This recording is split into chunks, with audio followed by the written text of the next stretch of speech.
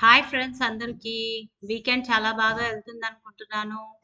And Sunday కూడా బాగా రిలాక్సింగ్‌గా మీకు అనుకున్న పనులకి టైం కూడా తీసుకుంటూ రిలాక్స్ అవుతూ అన్నారనుకుంటాను.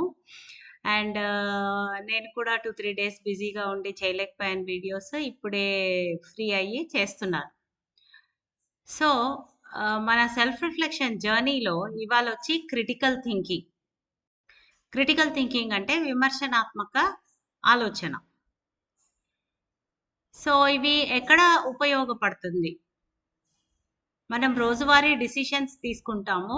కొన్ని ఆలోచన చేసి తీసుకుంటాము. కొన్ని జస్ట్ నార్మల్‌గా తీసుకుంటూ వెళ్ళిపోతూ ఉంటాం. అవి ఎక్స్‌పీరియన్స్ వల్లే అయ్యుండొచ్చు. లేదా కొత్తగా ఏమన్నా అవుతదా అని చూద్దామని ఎక్స్‌పెరిమెంటల్ బేసిస్‌లో కూడా ఒక్కోసారి మనము నిర్ణయాలనేటివి చేస్తూ ఉంటాం. సో, ఒకవేళ మనం తీసుకునే నిర్ణయానికి ఈ విమర్శనాత్మక ఆలోచన క్రిటికల్ థింకింగ్ అనేది జోడైతే గనక మన డెసిషన్స్ ఇంకా చాలా బావుంటాయి.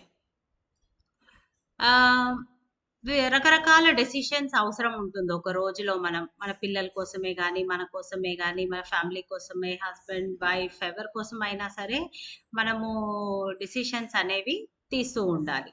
సో, ఒక డెసిషన్ తీసుకున్నప్పుడు అది ఎలాంటి పరిస్థితిలో ఉంది? దానికి ఎవిడెన్సెస్ ఏంటి? అది కరెక్టా? రాంగా? అని చెప్పడానికి లాజికల్‌గా మీ మైండ్ ఏం చెప్తుంది? ఇది అది మ్యాచ్ అవుతుందా? లేకపోతే ఎక్కడైనా మీకు డౌట్ ఉందా? అనేది ఆ డెసిషన్ తీసుకునే ముందు మీరు ఆలోచించాల్సిన విషయాలు.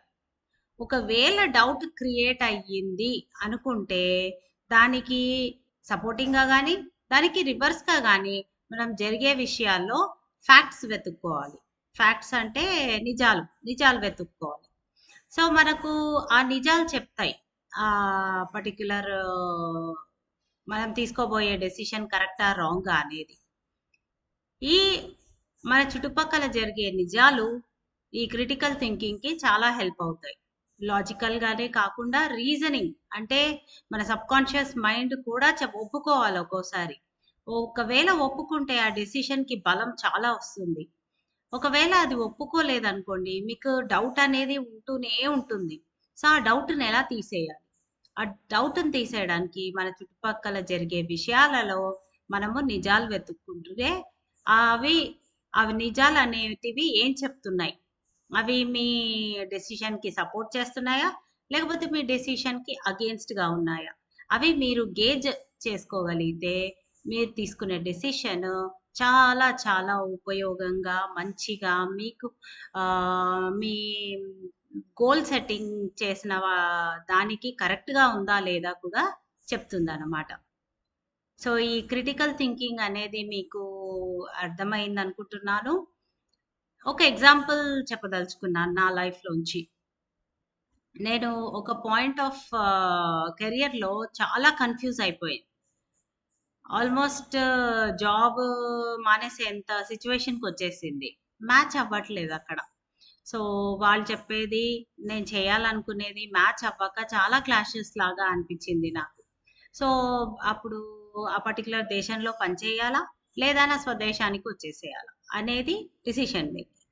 సో, నేనేం చేశాను, చాలా చాలా ఆలోచించాను. నా గురించి నేను, మళ్ళీ ఎందుకిలా జరిగుంటుంది? ఏంటి? వాళ్ళది పరిస్థితేంటి? ఇక్కడ చుట్టుపక్కల జరిగేదేంటి?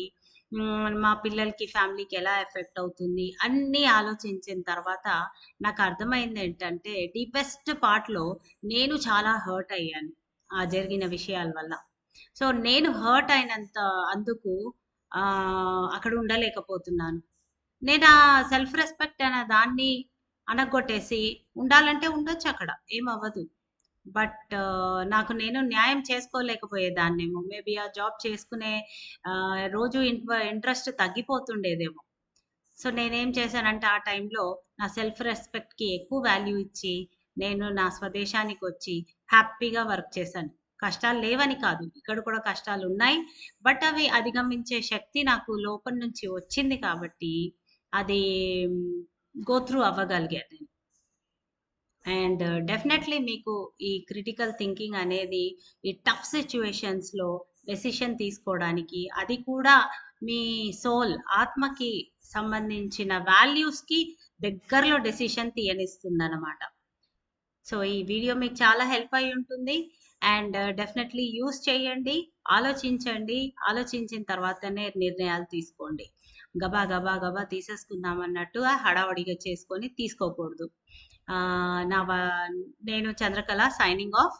మీ life coach and behaviour transformation coach. నా వీడియోని తప్పకుండా సబ్స్క్రైబ్ చేసుకోండి. రోజువారీ వీడియోస్ వింటూ ఉండండి. Thank you so much. Have a good day.